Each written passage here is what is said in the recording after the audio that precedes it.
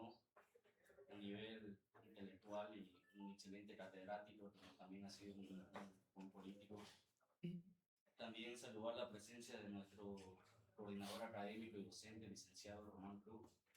Si bien como centro interno tenemos el compromiso de seguir trabajando por fortalecer estos espacios académicos dentro de nuestra carrera, esta conferencia viene a formar parte de una serie de conferencias, ¿no? Para publicitar un modelo de debate interuniversitario en la carrera llamado Polis Science, a cargo de nuestro compañero del grupo centro interno Daniel Documet. También está incluido lo que es el centro regional Polis Science y Politecos, siempre con el objetivo, ¿no? de venir a trabajar por el tema de fortalecer la academia y lo que viene a ser los espacios de interacción y de debate, ¿no? En ese sentido, les agradecemos su presencia y los invitamos a que se queden hasta el final, por favor. Sin más que decir, le cedo la palabra al licenciado Romano. Buenas noches, doctor Benny Ferreira, docente de la carrera, estimado centro interno, profesor Gerson, profesor Daniel. Felicitarle por esta actividad que va a ser fundamental para todos los estudiantes de la ciencia política. Ya reconocer al doctor Reimi, presencia acá, para compartir la trayectoria que él tiene, ¿no? Él ha sido concejal municipal, ha sido ejecutivo de la FUL, ha sido presidente de la FUC, de la Universidad FUC de Federación de Profesores, ha sido vicerrector de la Universidad Autónoma de Guadalajara, ha sido rector de la universidad y ministro de Estado. Pues estoy seguro, el doctor esta noche va a compartir las experiencias políticas que nos ayudarán a nosotros para fortalecer lo académico y lo político. ¿Ya? Así que les recomiendo y vamos a estar compartiendo. Muchas gracias. Bien, gracias. Bienvenidos a todos los estudiantes de la carrera. Bienvenidos a los que nos estén viendo vía YouTube, vía Kik. Esta es una serie de conferencias que se estarán dando, también se transmitirá por mi canal propio llamado Politecus. El día de hoy vamos a hablar de un tema con el licenciado Rey Ferreira, un tema que me costó entender, algo que yo estaba investigando, es la política en la posmodernidad líquida. Pero algo que, aunque cuesta entender, es un conocimiento que realmente incluye en lo que es conceptos y una nueva etapa. Por ello, quiero empezar con una pregunta sencilla para que me la responda el licenciado, pero también para que inicie todo el mundo de conocimiento que nos trae. Y es sencillamente, ¿qué es o cómo es la política en la posmodernidad líquida, ¿no? Gracias. Antes que nada, agradecer la invitación, Daniel, al coordinador, nuestro amigo Román, Gerson, y principalmente a ustedes, los estudiantes de aquí de la carrera, y también a los amigos de la NUR que nos están visitando. Quiero comentarles que el tema del título, cuando me lo preguntó Daniel, ¿qué le ponemos? Me dice, ¿qué podíamos poner? Y la verdad que hay tantos temas que se repiten, pero hay un tema y una temática y un nombre que cada vez está probándose en la realidad, y es la modernidad líquida. ¿Qué es la modernidad líquida? Es una tesis que plantea Zygmunt Bauman, un filósofo y sociólogo polaco, ya muerto lamentablemente, murió en el 2017 creo. Tiene varias obras. Aunque su enfoque es más sociológico, admite las consecuencias políticas de su análisis. Es sociológico, económico, cultural inclusive, pero él ya vislumbra algunas consecuencias políticas.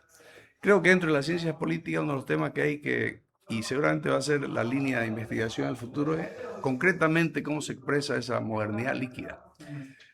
Pero nuestra charla es posmodernidad líquida, no es modernidad líquida, porque el libro más importante que escribió Bauman se llama Modernidad líquida, que es una teoría sobre el consumo, sobre la precariedad del trabajo, sobre la velocidad del cambio en una sociedad postindustrial y posmoderna también. Empecemos primero a hablar de la modernidad para poder luego hablar de la posmodernidad y luego de la liquidez. El siglo XX tuvo tres grandes ideologías hasta la mitad más o menos. El siglo XIX como antecedente genera la ideología, consolida en realidad una ideología de la ilustración que es el liberalismo.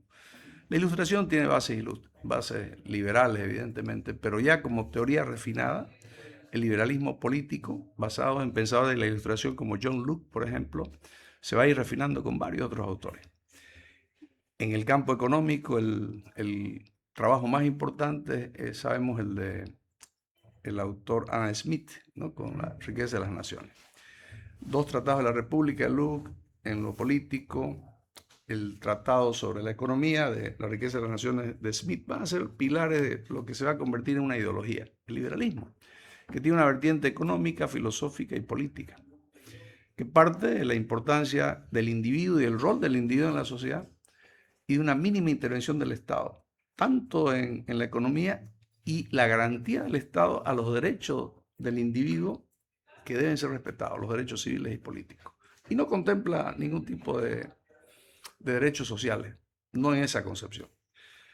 El liberalismo, que fue exitoso y no tuvo oposición ideológica, va a ser refutado luego, sabemos, cuestionado por Marx y Engels, que a partir de la segunda mitad del siglo XIX van a generar la otra gran ideología que va a expresarse con fuerza en el siglo XX. Y en el siglo XX se va a producir la primera revolución, de orientación marxista, que es la rusa, que instaura el primer Estado socialista. Estas 2 ideologías, el liberalismo y el socialismo, entre guerra van a admitir a un tercer sector, a un tercer vector, que es el nacionalismo. Un nacionalismo que se basa en las ideas, en realidad es pobre ideológicamente, pero tiene algunas ideas de Schopenhauer, algo de Nietzsche incluso, de Hegel. No es realmente una posición que va desde los nacionalismos, al racismo, al chauvinismo. Sí, el racismo. Hitler, claro. El nacionalismo de Hitler es racista. El nacionalismo de Franco, más que racista, es chauvinista. Y el nacionalismo de Mussolini es nacionalista, al igual que el de Portugal, de Salazar Oliveira. Pero no tienen grandes pensadores. Y en el siglo XX tampoco hay que admitir que, excepto Lenin, grandes pensadores del primer tronco no hay. Luego vendrán unos críticos, ¿no? Como Gramsci, Luxemburgo y otros autores. Y en el caso del liberalismo tampoco tenemos grandes aportes. Más bien surge una corriente crítica al liberalismo desde la perspectiva de John Maynard Keynes.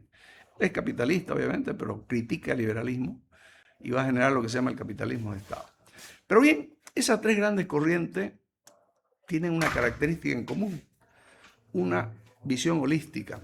¿Qué se entiende por una visión holística? Una visión global, completa. Lo globaliza, es una ideología, porque su propuesta económica se vincula con su propuesta política se vincula con su propuesta social, es una ideología, es un estudio completo. Y esas 3 visiones, como visiones, la socialista, la nacionalista y la liberal, van a chocar violentamente en un conflicto militar en la Segunda Guerra Mundial. Ahí las afinidades se van a dar en un bloque que se va a llamar del Este, Alemania, nazi, Hitler, la Italia fascista, el nacionalismo japonés, que es un nacionalismo asiático, japonés específicamente, y también, aunque no intervienen directamente en el conflicto, el nacional sindicalismo y el falangismo de los españoles que habían triunfado en la guerra civil. Y el corporatismo portugués, que ese sí no se mete para nada. En ese conflicto, las 3 grandes ideologías se enfrentan y se van a unir las dos, el socialismo y el liberalismo se van a unir. El Reino Unido y Estados Unidos van a hacer un pacto con la Unión Soviética contra Hitler, las potencias del eje, y terminan derrotándolo. Y el nacionalismo no es que desaparece, pero pierde prestigio. Fue muy estigmatizado por el tema de la masacre de los judíos, del genocidio, por las agresiones que hicieron los japoneses en China, en Corea, en algunos países del sudeste asiático. Fueron muy estigmatizados. Por lo tanto, el nacionalismo pasó en segundo plano. ¿En el continente europeo En Europa. Estamos hablando en Europa. Luego el nacionalismo va a resurgir con concepciones en África, por ejemplo, en América. Tenemos el nacionalismo revolucionario en Bolivia, por ejemplo, el nacionalismo mexicano, que es previo a la Segunda Guerra Mundial, que va a estar hasta los 80, 90 prácticamente vivo, el APRA en el Perú, el Getúlio Vargas en Brasil, Entonces, que después de la guerra van a seguir, pero ya no tienen el discurso central alineador. Un momento que incluso en Bolivia Germán Bush, David Toro eran profascistas, tenían mucha admiración por el régimen corporativista italiano, el régimen de los fachos. Pero después de la Segunda Guerra Mundial van a quedar dos ideologías completas, totalmente antípodas, que es el liberalismo, que lo va a encabezar Estados Unidos, y va a estar el socialismo. Va a ser una lucha que se va a llamar la Guerra Fría. La Guerra Fría no es solo... Es un evento militar que usa países proxy.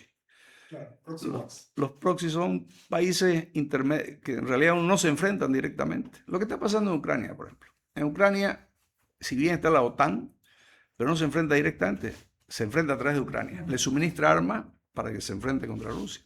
En Vietnam, Estados Unidos directo estaba ahí, pero no se meten los rusos ni los chinos, sino que le dan armas a Vietnam, a los guerrilleros de Vietcong y a Vietnam del Norte. Entonces se dan guerras proxy, pero una guerra ideológica. Hay una profunda batalla ideológica, tecnológica. Se abren espacios para la competencia tecnocientífica, la conquista del espacio. Cada uno hace un espacio de alta competitividad. Pero esas dos ideologías, de pronto una implosiona. Empieza en los 80 un proceso de la perestroika, que es abrir muchos dogmas, y por causa que no es motivo, ni no hay tiempo para explicar ahora, implosiona. Y ahí esa implosión va a hacer decir a algunos autores que se acabaron las ideologías. Va a surgir un filósofo importante que yo creo que es una de las piezas clave en el posmodernismo, que es Karl Popper, que en La miseria de la filosofía y en otros libros empieza a plantear las debilidades y la imposibilidad del pensamiento total, global, que hay que empezar a ver sin dogma la realidad. Subjetivamente. No subjetivamente, sin dogma. Verlo que no necesariamente, no son fatalistas, la historia no es fatal. Porque una de las características que tenía el positivismo en su momento, el nacionalismo y el marxismo, es que la historia era fatal. Claro. Los positivistas decían, vamos a ir del estado religioso, de la superchería, vamos a ir al estado metafísico y vamos a ir luego al estado científico. Es decir, ellos lo veían que iba a ser una evolución inevitable. Marx decía lo mismo, vamos a ir del esclavismo al feudalismo, del feudalismo al socialismo, del socialismo al comunismo, del socialismo al comunismo. Él lo veía como que era así. Popper dice, no, la historia se construye, no es así, no es cierto. Claro, él se manifiesta antimarxista y antinacionalista, y es liberal, evidentemente es liberal, pero un liberalismo que no cree en soluciones completas, es escéptico a soluciones holísticas. Y un autor y varios autores, algunos de ellos decepcionados con el tema de, por ejemplo, el fracaso del socialismo real, van a surgir entrándose a la fragmentación del pensamiento. Por ejemplo, se me dio este autor famoso, francés, ¿me ayuda? No, el que estudió el tema de la prisión, el tema de las enfermedades. ¿Quién ayuda? Famosísimo. ¿Foucault? ¿Ah? ¿Foucault? Michel Foucault. Michel Foucault tiene un libro que se llama Arqueología del Saber, donde desmitifica los dogmas, desmitifica las visiones holísticas, estudia la práctica, la autoridad, recupera el tema de Freud, porque Freud dice, el Estado-nación ha domesticado los instintos, ¿no? Y es por la coerción. La coerción es la que manifiesta el dominio sobre los instintos. Y un poco recupera eso, el rol coercitivo del Estado, de la forma, de las instituciones y de las creencias. Y pasamos de una visión macrosocial, macropolítica del marxismo o del nacionalismo a una visión microsocial, a prácticas cotidianas, sectoriales, cómo actúa el poder. La microfísica del poder le llama a algunos. Ese es otro aporte clave. Foucault, nuestro amigo Popper. Y en la ciencia política es destacable el trabajo de dos autores. Uno es Fukuyama, evidentemente liberal, y el otro es también, aunque muy, muy cuestionado porque se lo ve como racista o etnocentrista, es Huntington, Samuel Huntington. ¿Qué dice Fukuyama? Fukuyama dice y escribe un famoso tratado que luego se convierte en libro, El último hombre y el fin de las ideologías, donde dice, a partir de la caída del muro de Berlín ya no hay lucha ideológica. La única forma hacia adelante que va a haber es la democracia, porque es la única forma de legitimar el poder de forma justa y democrática. Y él hace un cuestionamiento a la forma de legitimación del poder. ¿Qué ha legitimado el poder a través de la historia? La religión. Uno obedecía al emperador porque era el mandado de Dios. Mandado a la cabeza, el representante. Los faraones, los reyes chinos, los emperadores chinos, Atahualpa, todos tenían una legitimación religiosa. No había que votar, era un tema de religión. Pero la religión no es un legitimador universal. ¿Por qué no es un legitimador universal? Porque no todos tienen la misma religión. Claro. Entonces la descarta. Luego vino la legitimación de tipo nacionalista. Es decir, que lo que legitima el poder es que se lo ejerza en función a una nación sobre otra. Pero no todos son en un Estado-nación parte de la misma nación. Hay muchos estados que son plurinacionales, España, por ejemplo, o Suiza, o Bélgica, o Canadá, o Bolivia. Entonces, tampoco el criterio étnico es suficiente, no es legitimador, y lo demostró la ex Unión Soviética, es él. No, lo que legitimaba la Unión Soviética era la ideología, no era un hombre en voto. Tampoco es universal, porque el socialismo se basaba en la dictadura del proletariado, aunque no voten, el proletariado tenía en sí, encarnaba el rol revolucionario, y eso es suficiente. Entonces deslegitima la religión, la nación, la raza como Hitler. Hitler plantea la raza como legitimador del poder. Y también deslegitima la ideología. ¿Qué nos queda? Dice, ¿cuál es el único instrumento, el único medio que legitima el poder político? Porque la legitimidad o un poder sin legitimidad es solo coerción, dice. El único poder legitimador es la democracia. Una persona, un voto. Porque cuando uno participa se satisface eso que le llaman timos. Lo que decía Platón, ese sentido de reconocimiento y pertenencia. Soy tomado en cuenta. Claro, ahí tienes ideologías, razas, culturas, naciones. No importa si es una religión, de una nación, de una raza o de una ideología, pero soy tomado en cuenta por el sistema. Y a partir de esa premisa, Fukuyama dice, se acabaron las luchas ideológicas. ¿Y qué va a ser en el futuro la lucha? Va a ser una lucha económica, dice. Las potencias van a empezar a disputar mercado. Francis Fukuyama, ¿no? Francis Fukuyama. Otro autor, más o menos por la misma época, escribe un atrevido ensayo, digo atrevido en lo audaz. Estoy de acuerdo con mi amigo Fukuyama, sí, es verdad, dice, sí, ya no hay ideología, pues, sí, de acuerdo. Pero no es solo lo económico, el factor que va a ser clave a fines del siglo, y este siglo en el que vivimos ahora, va a ser la cultura. Y él escribe un libro clásico que es El choque de civilizaciones. ¿La tecnología? No, él habla es que la incluye en la cultura, ¿no? Para él la cultura y es que tecnología es parte de la cultura. Y la cultura es la base de la civilización. ¿Cuál es la diferencia entre cultura y civilización? Bueno, estoy pensando que es una clase, ¿no? Pero yo siempre pregunto, ¿cuál es la diferencia entre cultura y civilización? Nicolás, ¿es usted? ¿Ah? Sí, sí. Nicolás. ¿Cuál es la diferencia entre cultura y civilización? Civilización, tengo entendido, es, digamos, se refiere a una población en específico, pero sin pensar en sus tradiciones, ¿no? Es decir, cultura, Religión, tradiciones, ya es contemplando las tradiciones históricas que tiene esa Así es. nación, ¿no? Así es. Es decir, una cultura es un cúmulo de gente con características comunes, como dice Nicolás, y ya civilización sería un cúmulo de varios sin necesidad de que tengan características comunes. Sí, no, pero no he venido a estresarlo, no se preocupen. Es mi costumbre de preguntar. Ya no voy a preguntar, así que tranquilo. No, Más bien usted pregúnteme o pregúntenme ustedes, porque eso hemos quedado que ustedes nos pueden interrumpir cuando quieran. Pero el tema, para entender el choque de civilización hay que diferenciar civilización de cultura. En esencia son lo mismo. ¿Qué es la cultura? Todo lo que el ser humano hace. Y lo que el ser humano hace varía de acuerdo a la zona. Cómo nos abrigamos aquí es diferente a cómo nos abrigamos en la Antártida o en el altiplano, claro. Está influido por la naturaleza, el medio ambiente, la historia, la tradición, las influencias. Cada pueblo tiene una cultura y una cultura es dinámica, cambia, se transforma con los inventos, con las invenciones y con el contacto con lo que se llama el sincretismo, pero además la cultura es simbólica y es singular. Si yo les digo ahorita a ustedes, imagínense que todos se imaginen una pirámide. ¿Qué país se le viene a la cabeza?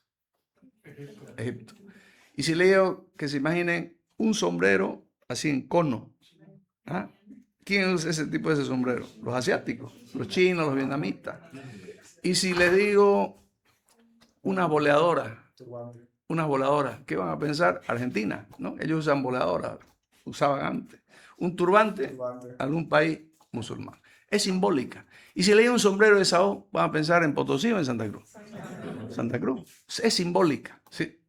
Tenemos nuestras propias características. Pero hay una cultura en mayúscula. ¿Cuál es la cultura en mayúscula? La civilización. Una civilización comparte un espacio mucho más grande, con rasgos centrales que perduran largo tiempo y que tienen amplia difusión. Por ejemplo, España o Cataluña tienen su cultura, pero Cataluña y España, como parte de España, son parte de la civilización occidental. Si usted va a Portugal, Francia, Alemania, Suecia, puede entender el alfabeto. Pero si va a la India, ya no entiende el alfabeto. Ya tiene otra religión, además. Si va a China, no va a entender el alfabeto. Es otra civilización. Una civilización no se circunscribe a un país ni a una región. Es un marco. Por ejemplo, la civilización occidental es Europa, la cristiandad, y América, Australia, Nueva Zelanda. La civilización china no es solo China. Ahí está Corea, está Tailandia, está Birmania, está Filipinas. Son parte de una civilización. Hoy hay 5 grandes civilizaciones, según el autor que estamos viendo. La civilización islámica, la cristiana, la occidental, la de la India, la japonesa y, caramba, me falta uno, China, japonesa, India islámica y occidental. Bueno, ¿a dónde va él? Ya no va a ser lucha ideológica. Y la lucha económica, sí, pero la lucha va a ser de cultura, dice. ¿Por qué? Porque la globalización nos está unificando a todos. Y frente a ese proceso unificador, homogenizador, los pueblos quieren recuperar su identidad. Porque es algo, es su ethos, es su ser, es su timos, que no quieren perder. Mientras la globalización uniformiza o pretende uniformizar a través de la tecnología, los pueblos, si bien quieren ser parte de una cultura global, resisten eso recuperando sus tendencias. Personalmente creo que tiene mucha razón. Fíjense que los principales conflictos de los últimos 30 años han sido temas culturales. Las Torres Gemelas, ¿quién las tumbó de Nueva York? Ellos. ¿Ah? Un grupo que se llamaba Al-Qaeda. Y su motivo era religioso, y la religión no es cultura. Los conflictos del Medio Oriente, casi todos son culturales. ¿Cuál es la diferencia entre palestinos y judíos finalmente? Es cultural. La guerra de Ucrania, en última instancia, ¿por qué surgió? En realidad, la guerra de Ucrania ya tiene su antecedente en 2024, cuando el gobierno que toma el poder de una forma violenta prohíbe el ruso. Ustedes saben que el 25% de los de los ucranianos hablan ruso, y habían 2 idiomas. Prohíben el ruso, prohíben las publicaciones en la radio y la televisión en ruso. Y ocurre que el 90 y tanto, casi 100% en una parte de la parte oriental de Ucrania hablan ruso, son rusos nacionalmente. Ese es el problema. Entonces eso dice Huntington. Lo que pasó en Yugoslavia es otra prueba. ¿Cuál fue la causa de la guerra de Yugoslavia? También ha sido el tema de la cultura. Bien, pero en esta nueva etapa hay 3 fenómenos. La globalización económica, la irrupción de la tecnología digital y, tercero, el mundo de las transnacionales.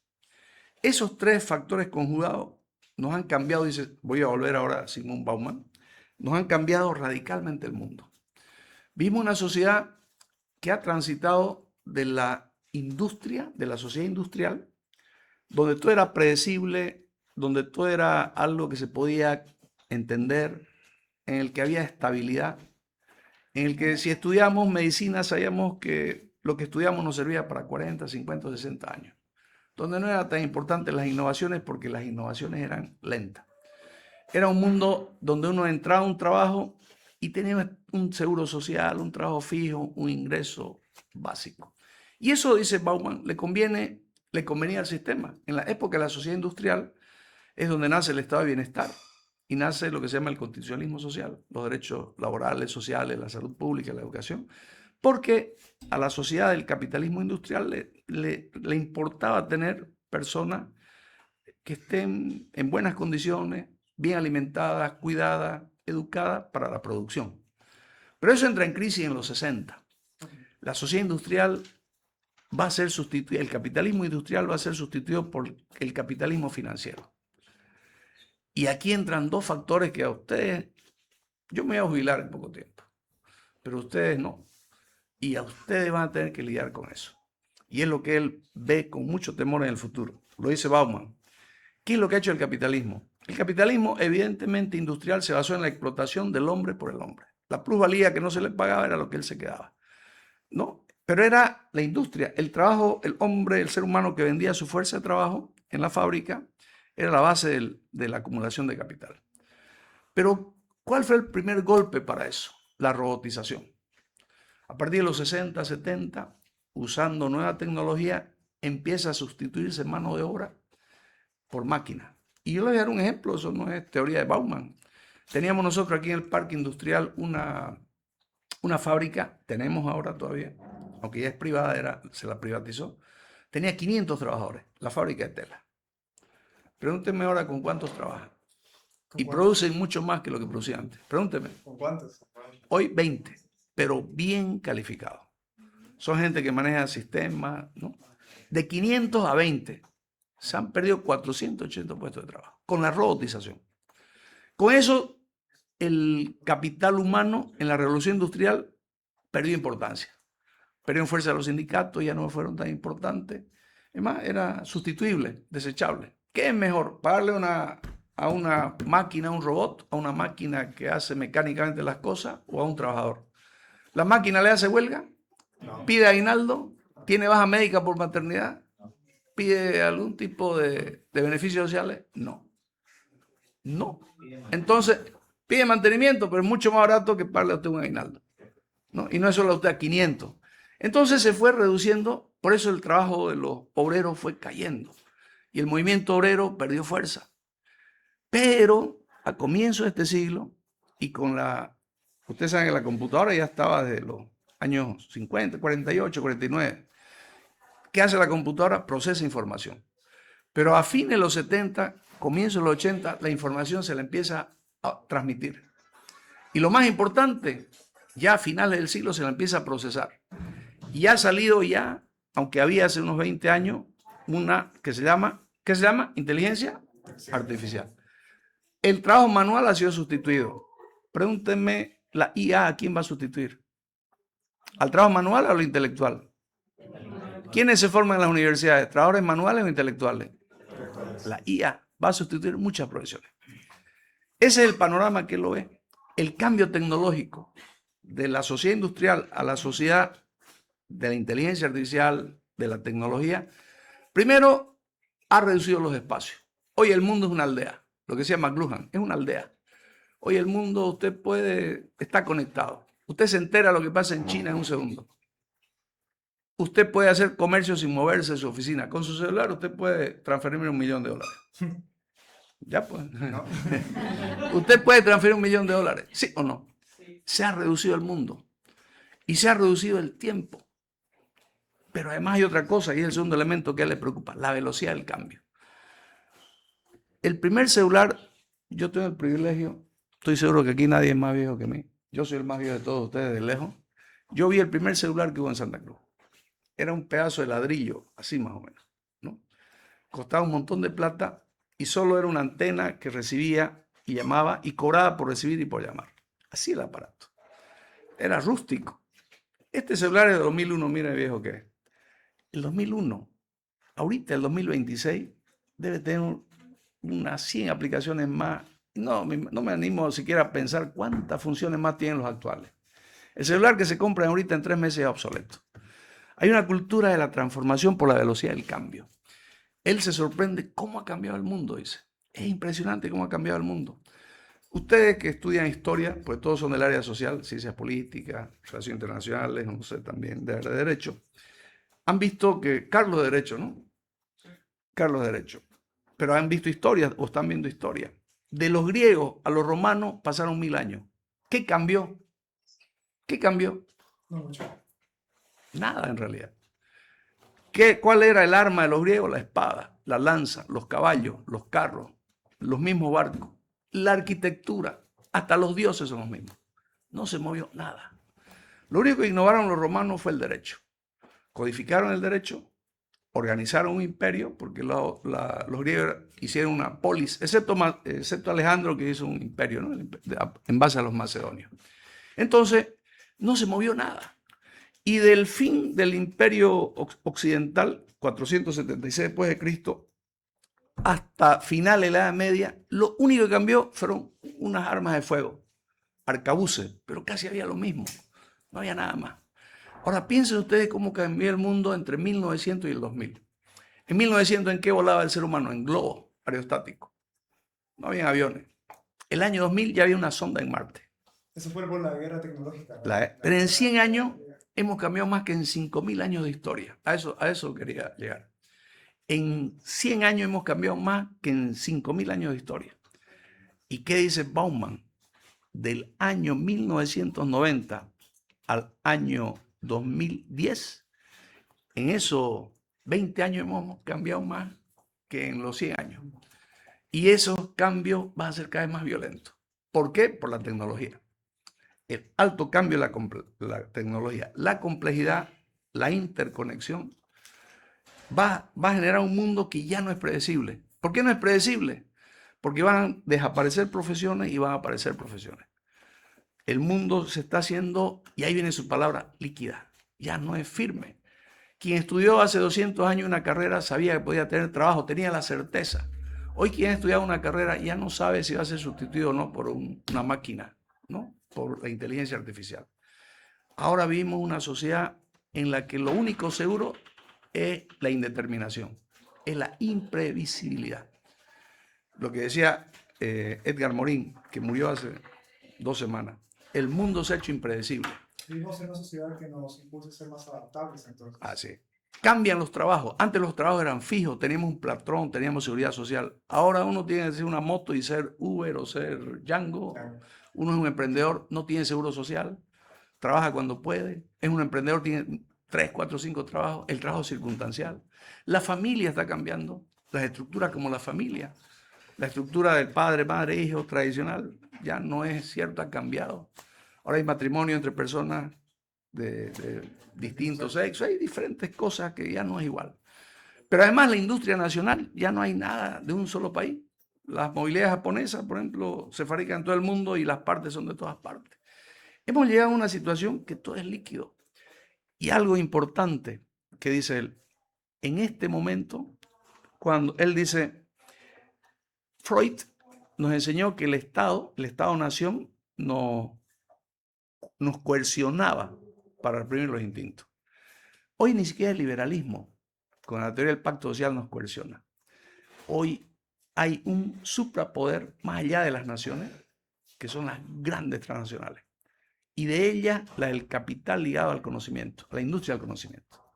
De hecho, vamos a llegar a ese un monopolio y que su dominio es peor que el dominio político porque nos ha ido domesticando a través del consumo.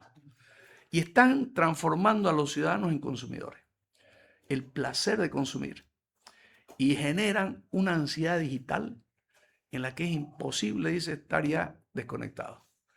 Y algoritmos, tendencia, corriente de poca profundidad están empezando a arrastrar la opinión. Solo así se explica, y en esa época lo decía, que gente con ideas tan básicas, tan rústicas, tan antiguas y tan anacrónicas puedan tener votos y puedan ganar incluso. ¿No? Yo, por ejemplo, lo que yo pienso en mi ideología, no se preocupen en lo que yo pienso. Yo no entiendo cómo, por ejemplo, Trump puede ser presidente de Estados Unidos. Una sociedad que tenía tradiciones democráticas. No lo entiendo. No sé si escuchan lo que dice. Miren, ese es de Somalia. Qué feos que son. Igual que los venezolanos son feos, dice, ¿no? Ojalá vinieran a Estados Unidos de Dinamarca. Pero vienen de África, dice, ¿no? Pero ¿y su cara cómo la pone? Por Dios. Y ese es el presidente de los Estados Unidos, ¿no? Un tipo que dice, hemos entrado a Venezuela y le hemos quitado, hemos recuperado 20 veces lo que gastamos en traerlo a Maduro. Pero ¿sabe qué me sorprende a mí?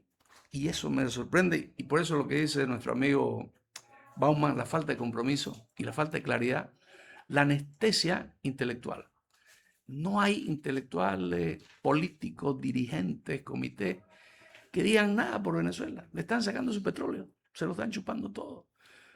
Han sacado a su presidente y se lo han llevado. No importa nada la soberanía.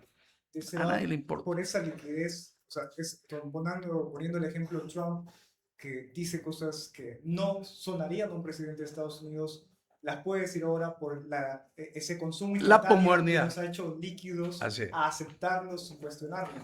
Y ahí viene lo de la posmodernidad, que decía Popper, que la dice Bauman, que la dice Morín de alguna forma.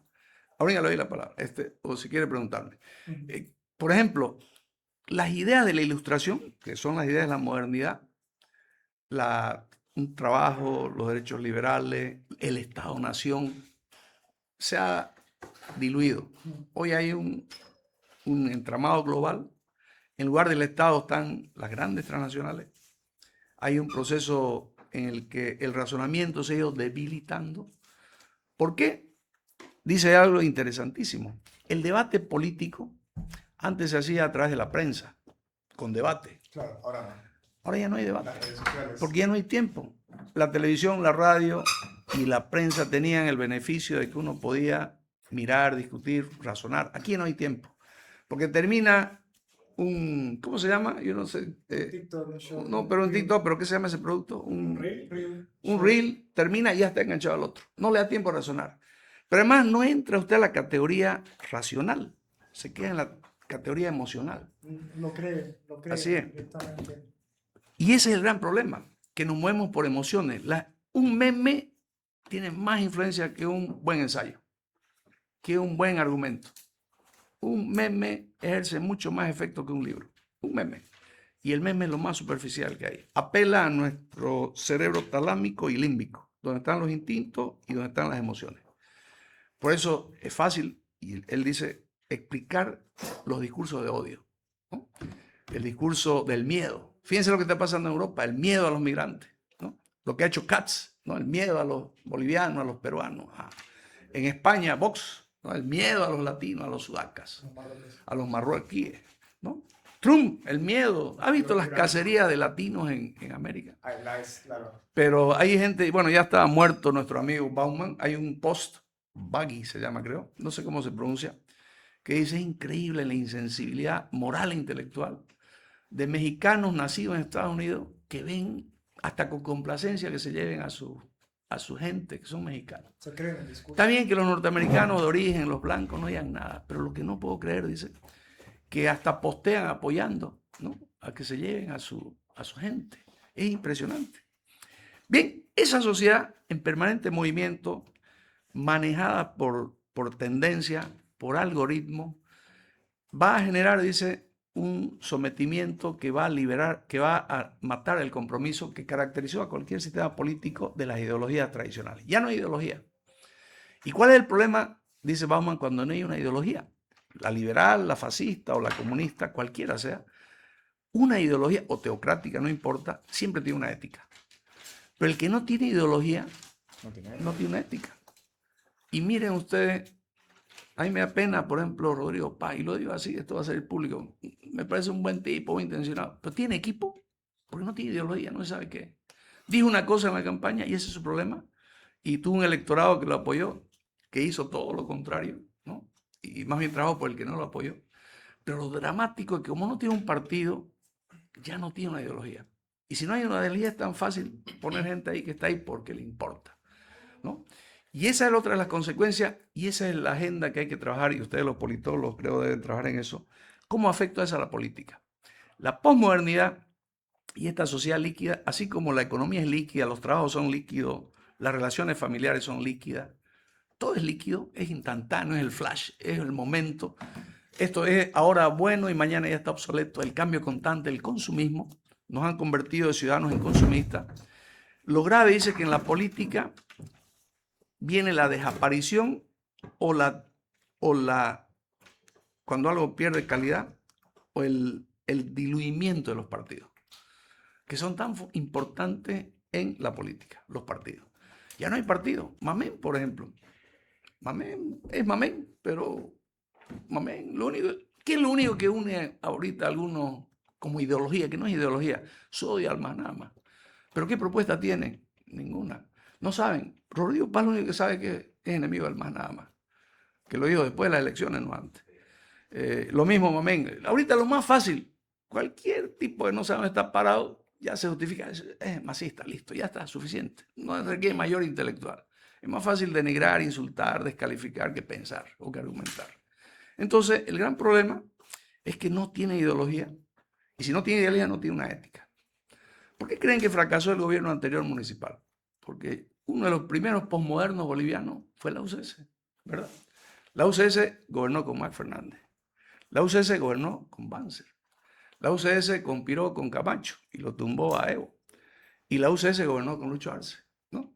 Si la UCS no le quitaban su sigla, no sé con qué estaría. Eso no tenían. La política es oportunidades, coyuntura, no hay principio. Lo importante es estar en el poder.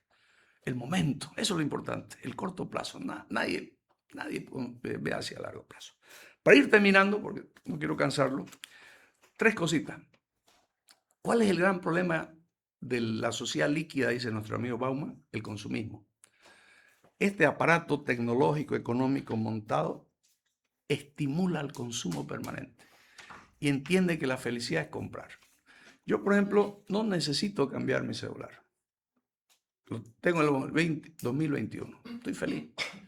Pregúntenme si mi hijo menor tiene 20 años. Pregúntenme si mi hijo podría estar con un celular de 2021. Pregúntenme. ¿Podría? No.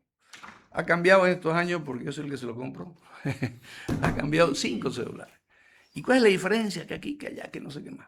Fíjense, pero es un afán general. La gente quiere cambiar. Sí, es un afán de consumir. Consumir es ser feliz.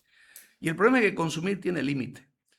La naturaleza, el medio ambiente. El consumismo es el principal enemigo de lo que le pase a la sostenibilidad en el futuro. Y eso es un peligro, de verdad. Pero se está transformando, estamos transformando nuestra sociedad al consumir y querer recibir más. ¿No sería como un tratar de buscar más también algo interno que nos haga tratar de crearlo? Bueno, él dice, ahorita la economía está en función al que produce, no al que necesita. Ya. ¿Qué necesita usted más, leche o Coca-Cola? Y pregunte qué consume más la gente. Claro. Pregunte, hagan un estudio, y no se lo digo, estuve en el tribunal de una tesis, por eso se los digo. En los supermercados, pregunten qué se consume más, leche o Coca-Cola. Coca-Cola. ¿Leche o cerveza? Cerveza. ¿Eso es lo que necesitamos o es lo que el productor necesita? ¿Saben ustedes que hay 4 venenos que están matando a la gente? Porque hemos pasado de enfermedades transmisibles a no transmisibles con causa de muerte. Diabetes, corazón y cáncer. Hay 4 venenos blancos que se comercializan sin restricción. El azúcar, la sal, el almidón y la harina blanca. Está en todos los alimentos procesados. Por eso hay tanta gente que muere de esas enfermedades. Yo era directorio del seguro, de 17 muertos, 9 eran de diabetes. Y ojo, uno de 45. Es impresionante. Es decir, estamos pensando en una sociedad para el consumo. ¿Qué hacer? Y con eso termino.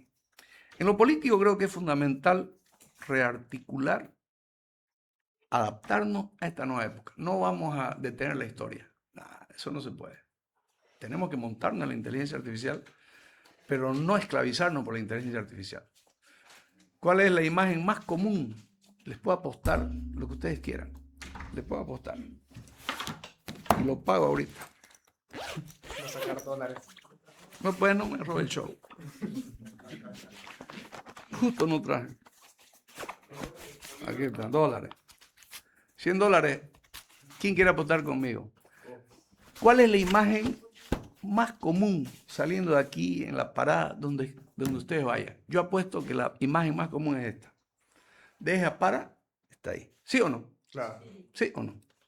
Y les puedo apostar también que en un promedio, pueden hacer estadística, una encuesta, en realidad es un trabajo que se hizo en la carrera de Educación y Humanidades, que las personas no pueden estar más de 10 minutos sin ver qué escribió o qué salió. Más de 5. Promedio. Claro, eso varía con la edad. Mientras más viejos, somos menos dependientes. Mientras más jóvenes, uno lo ve. Uno lo ve. Y él dice algo. Nos deprimimos por el pasado, nos estresamos en el presente y estamos ansiosos por el futuro. Yo creo que la política tiene que hacer una reingeniería profunda. Y si bien la ideología puede o no venir, el tema es cómo logramos la ética, que es al final lo que guía a las sociedades. Porque una sociedad sin ética no puede llevar a presidente gángster, a gente que finalmente lucra, haga plata para sí. Lo hemos visto en la alcaldía, lo hemos visto en muchos gobiernos, que la gente lo que quiere es plata. Porque donde no hay ideología, hay bolsillo. Ese es el gran problema. Es un dilema moral, dice Bauman. Y quiero terminar hablando de un aporte enorme que hizo Morín, que se murió el 29 de mayo, a los 104 años, y seguía escribiendo. No pudo terminar un libro que era La sociología del COVID. Estás haciendo un libro. Él escribió Los 7 saberes necesarios para la educación del futuro. Y él dice, para la humanidad actual necesitamos una nueva ética. Y él establece 3 generaciones de ética. La primera ética es la que creó Aristóteles y la religión, los mandamientos. Era la ética individual. Ser bueno, no robar, no matar. No, era la ética cara a cara. Ya. El bien y el mal. No robar, no matar, no mentir, no fornicar. Es la ética del individuo. Pero esa ética de la primera generación, que está en los 10 mandamientos, que está en la ética de Nicómaco de Aristóteles, en el siglo con la Ilustración cambia. Y es la ética social, que es lo justo y lo injusto. Yo voy a ser bueno, no robar, no mentir, tratar bien a mi esclavo y ser machista con mi esposa. ¿Soy justo? No, eso no es ético. Seré bueno, 1 a 1, no miento, pero si tengo esclavo, ya no es ético. Ahí viene la ética social. Ya no es individuo, sino social. Es el segundo nivel de la ética. ¿Cuál es el primero? El individual. ¿Cuáles son los 2 valores antípodas? Lo bueno, lo malo. La segunda es la ética social, la de los derechos humanos. Nadie puede ser justo y ético, que aunque sea bueno, no mienta, pague sus impuestos, no robe, si es que admite, por ejemplo, el racismo. No, eso no es justo. O el machismo. Esa es la ética de segunda generación. Solo una cosa nos califica entonces.